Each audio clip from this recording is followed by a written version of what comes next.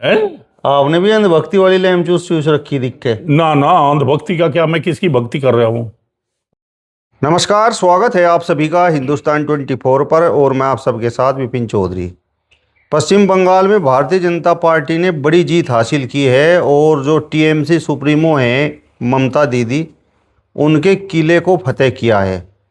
हालांकि भारतीय जनता पार्टी की इस जीत पर तमाम विपक्ष अब सवाल उठा रहा है और ममता दीदी ने तो इस्तीफा देने से भी इनकार कर दिया है।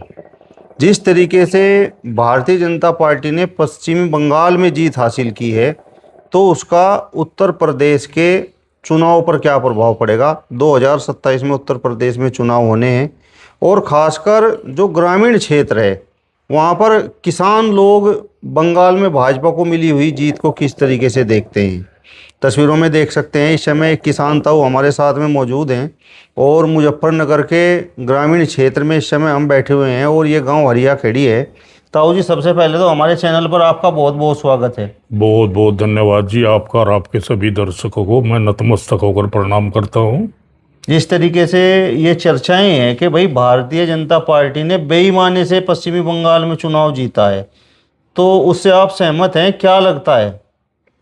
देखिए, इस बात से मैं सहमत नहीं हूँ, क्योंकि मैं काफ़ी दिनों से देख रहा हूँ जहाँ भी कहीं चुनाव होते हैं वहाँ पर विपक्ष वाले, खास तौर से हारने वाले, यही कहते हैं, कोई ईवीएम मशीन की वो बताता है, कोई सुरक्षा बलों की वो बताता है, सब यही कहते हैं, लेकिन आफ्टर ऑल जो हो गया वो दैट इज फाइनल। जो हो गया चुनाव वो फाइनल है। तो मेरा तो मानना ये है कि शायद ऐसा नहीं है।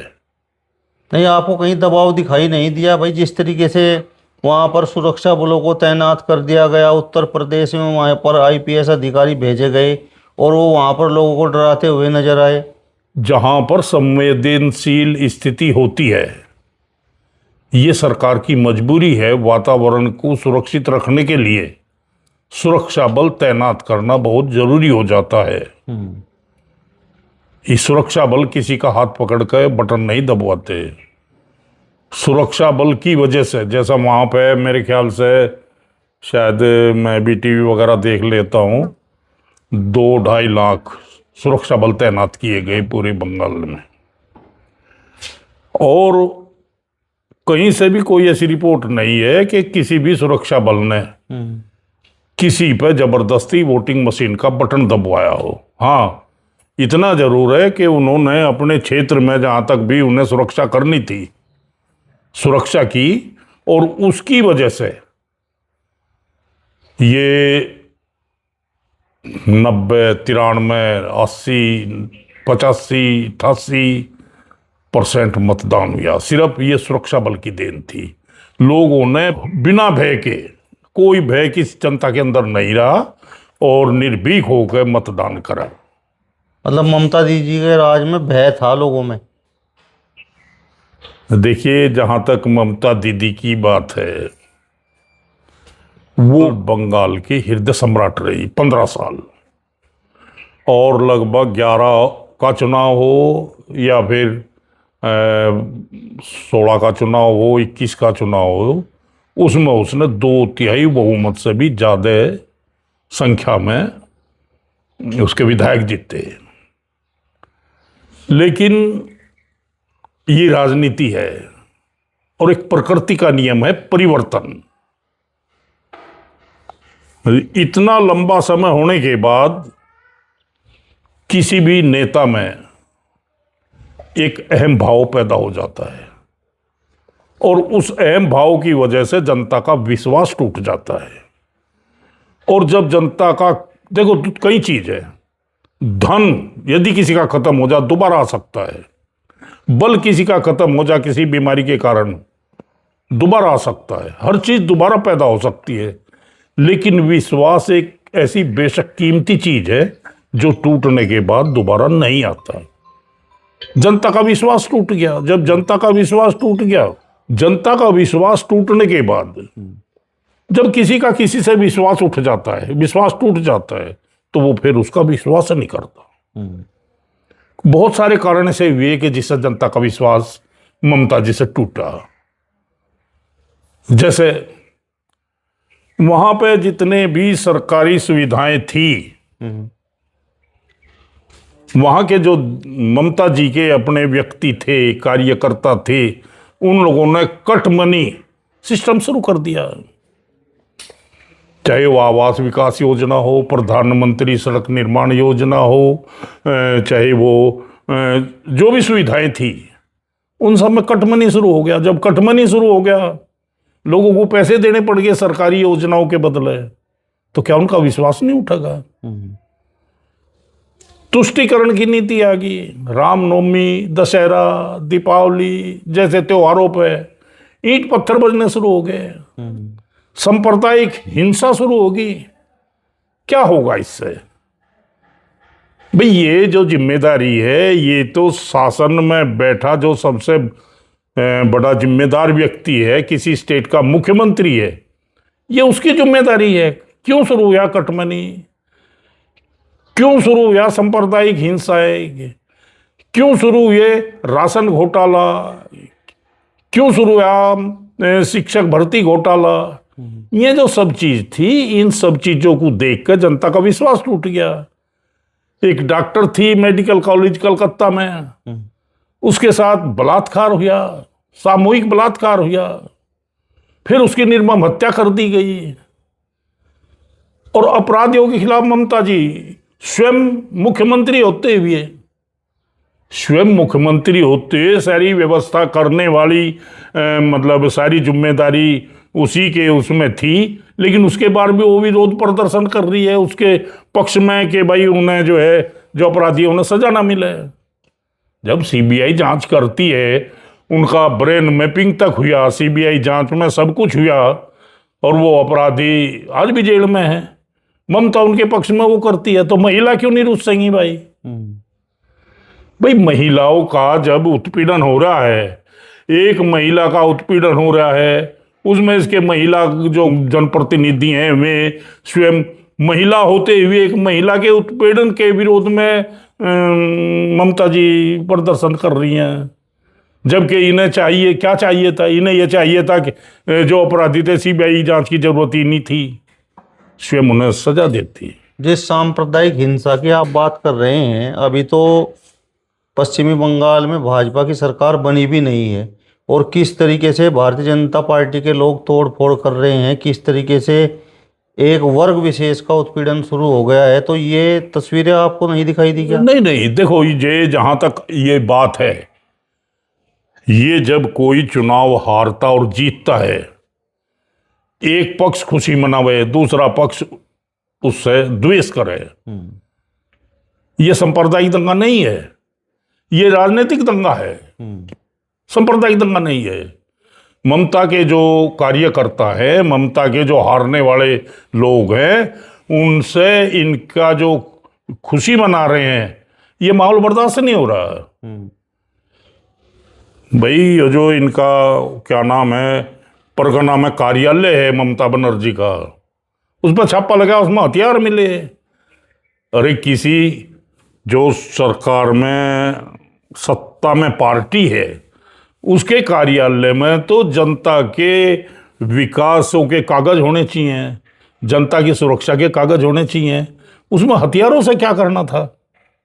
अभी जो संभावित चेहरे हैं पश्चिमी बंगाल में भारतीय जनता पार्टी के, शुवेंदु अधिकारी, उनका अभी एक बयान सामने आया है। मैं तो बोल रहे हैं कि भाई मुसलमानों ने तो मुझे वोट नहीं दिया और मैं तो हिंदुओं के लिए काम करूंगा। देखो ये तो मतलब क्या है, ये तो एक राजनीति का एक बहुत ही एक जुमला हो गया, एक शुभेंदु अधिकारी की ही बात नहीं है। ये तो मैं ये देख रहा हूं बहुत दिन पहले से, कहीं मंदिर मस्जिद का चल रहा है विवाद, कहीं हिंदू मुसलमान का चल रहा है, कहीं कुछ चल रहा है। असल में क्या है, इस देश में एक बहुत बड़ी विडंबना है। वैसे तो ये देश सब धर्मों का मानने वाला देश है, लेकिन राजनीति के लिए इस देश में ये जो हमारे राजनेता हैं, ये इसे धर्मों में वोट लेने के लिए, जातियों में वोट लेने के लिए, और पता नहीं किस किस तरह से बांट रहे हैं, जो देश के लिए बहुत ही विडंबना की बात है, दुखदाई है। अभी राकेश टिकैत ने भी बोला है कि भाई इस देश में तो बेईमानी से कुछ भी हो सकता है। उन्होंने सीधे तौर पर कहा कि पश्चिमी बंगाल में जो चुनाव भाजपा जीती है वो बेईमानी से जीती है। देखो, वो उनकी विचारधारा है, सबकी अपनी व्यक्तिगत विचारधारा है, लेकिन जहां तक बात है, बेईमानना इस देश में सबसे ऊपर है। आज ईमानदार व्यक्ति को कोई पूछ नहीं रहा। जय बोलो बेईमान वाला सिस्टम, इसमें कोई दो राय नहीं है। राकेश जी जो कह रहे सही कह रहे हैं। मैं ये देख रहा हूं, जब कोई प्रधानी का चुनाव होता है या किसी भी उसका चुनाव होता है, गांव का जो चरित्रवान और ईमानदार व्यक्ति है वो बेचारा बूथ तक जाने में भी असमर्थ हो जा, क्योंकि उसमें वो हाउलड़ बर्दाश्त नहीं होता। और जो सबसे दूसरे किस्म का आदमी, मैं न्यूज शब्द का प्रयोग करना चाहता, वो चुनाव में सबसे आगे है। केंद्र में देख लो, आप स्टेट में देख लो, कितने लोग साफ छवि के हैं और कितने लोग दूसरे किस्म के हैं। आप तो रोजाना पत्रकारिता कर रहे हैं, आप देखें, आपको पता है, और मेरे से क्या कह लो। ताऊ जी आपने भी दिखे अंधभक्ति वाली लैम चूस रखी है। आपने भी अंधभक्ति वाली लैम चूस रखी दिखे। ना ना, अंधभक्ति का क्या, मैं किसकी भक्ति कर रहा हूं? अगर टीएमसी के लोग करें तो उसे तो आप सांप्रदायिक दंगा बता रहे हैं, अब भाजपा वाले लोग कर रहे हैं उसे आप राजनीतिक दंगा बता रहे हैं। हाँ, नहीं, उसमें कोई दो राय नहीं है, इसमें कोई दो राय नहीं है बाबूजी। किसी चुनाव से पहले यदि मुख्यमंत्री बनने के बाद, अभी सत्ता में ममता बनर्जी है बाबूजी, सत्ता में भी कोई नहीं। जब तक आने वाला मुख्यमंत्री शपथ ग्रहण नहीं करता, तब तक पहला ही मुख्यमंत्री निवर्तमान तौर पर कार्य करता है। इसमें मैं बीजेपी की या तृणमूल कांग्रेस की वो नहीं कर रहा हूं बुराई। मैं जो मुझे स्पष्ट दिखाई दे रहा है, जो मैं देख रहा हूं, जो परिवेश है, मैं उस परिवेश की बात कर रहा हूं। जब तक वो मुख्यमंत्री है, चाहे वो निवर्तमान है चाहे वो वर्तमान है, तब तक आदेश उसका चलता है। 23 लाख वोट काट दिए गए और लोगों को वहां पर वोट डालने नहीं दिया गया, तो ये नहीं हो बेईमाना सकता है नहीं 23 लाख से भी ज्यादा वोट कटे हों। नहीं, ये बेईमाना नहीं है क्या? SIR में ये पूरे भारत में कटे, एक जगह तो नहीं कटे। SIR में जो फर्जी वोट थे, वे पूरे भारत में जो घुसपैठिए घुसरे थे, जिनकी वोट पड़ती थी, वे उनके कटे, वे एक जगह के तो नहीं कटे। यदि वो वहीं बंगाल में ही बंगाल में कटते, उत्तर प्रदेश में ना कटते, मेरे गांव के ना कटते, दूसरे गांव के ना कटते, तो कहा जा सकता था हर जगह के वोट कटे बाबूजी, पूरे हिंदुस्तान में SIR चले। अब ममता दीदी ने तो इस्तीफा नहीं दिया है और बोल रही है कि मैं इस्तीफा दूंगी भी नहीं। देखो, जहां तक बात इस्तीफे की है, ये भारत संविधान से चलता है। कार्यकाल पूरा होने के बाद जो विधान परिषद है, जिसके माननीय राज्यपाल जी जिम्मेदार हैं, वो उन्हें अपने आप सस्पेंड कर देंगे। भाई इस्तीफा नहीं देगी, धारा 164 के तहत, धारा 172 के तहत, ये भारत का संविधान है, इस्तीफा देना पड़ेगा। नहीं देगी तो उसे अपने आप बेदखल कर देंगे, उसमें क्या बात है।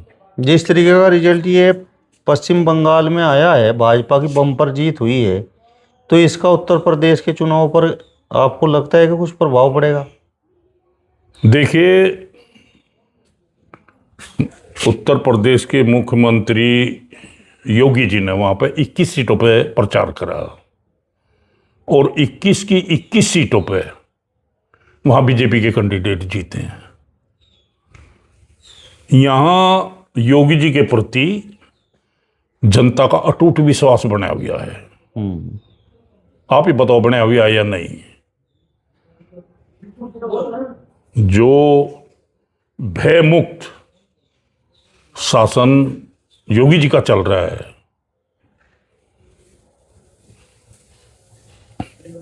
उसी किस्म की अपने शासन के चलाने के अनुसार उन्होंने वहां पर प्रचार करा।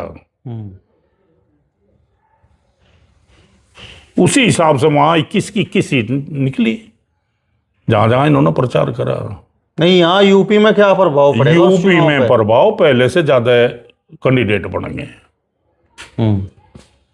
यूपी में पहले से भी ज्यादा विधायक जीत के जाएंगे, इतना विश्वास जनता के अंदर योगी जी का है। आप तो बोल रहे थे कि भाई पश्चिम बंगाल में लगातार ममता दीदी की सरकार बन रही थी, इस वजह से जनता में अविश्वास पैदा हो गया। नहीं नहीं, इस वजह से नहीं हुआ, उनकी गलत नीतियों की वजह से हुआ, जो मैं आपको बताई। कटमनी, भ्रष्टाचार, दंगे, घोटाले, सिंडिकेट राज, ये जो सब था, जनता का इससे विश्वास टूटा। ये 15 साल का है, उसका प्रभाव नहीं है। उसे 15 साल रहने के बाद उसके दिमाग में एक अहम पैदा हो गया। योगी जी के दिमाग में अहम पैदा नहीं हुआ। योगी जी को भी 10 साल हो लिए। मैंने कहूँ 10 और हो जाओ, जब भी अहम पैदा नहीं होने का, जब भी अहम पैदा नहीं होने का। वो योगी जी नहीं है, केवल योगी व्यक्ति है। वो केवल योगी जी ही नहीं है, वो योग्य व्यक्ति है। योग्य व्यक्ति को कभी अहम नहीं होता। जब भी किसी शासक के अंदर जाति के प्रति भेदभाव पैदा होगा तो उसकी शासन व्यवस्था खराब हो जाएगी, और शासन व्यवस्था खराब होने से उसका भी वही हाल होगा जो पीछे वीपी सिंह का हुआ, जो ममता का हुआ। ये जो जातिगत भेदभाव राजनीति में लोग बाग वोटों के लालच में लेकर चल रही, वो चाहे आरक्षण हो, चाहे वो SC ST हो, चाहे UGC हो, इस किस्म के जो जातिगत भेदभाव हैं, इससे राज्य में जनता का राज्य के प्रति अविश्वास पैदा होता है, विश्वास टूट जाता है। चलिए, तो किसान ताऊ जी को आपने सुना। फिलहाल इस वीडियो में बस इतना ही। अगली वीडियो में फिर आपसे मुलाकात होगी। तब तक बने रहिए हिंदुस्तान 24 के साथ। नमस्कार।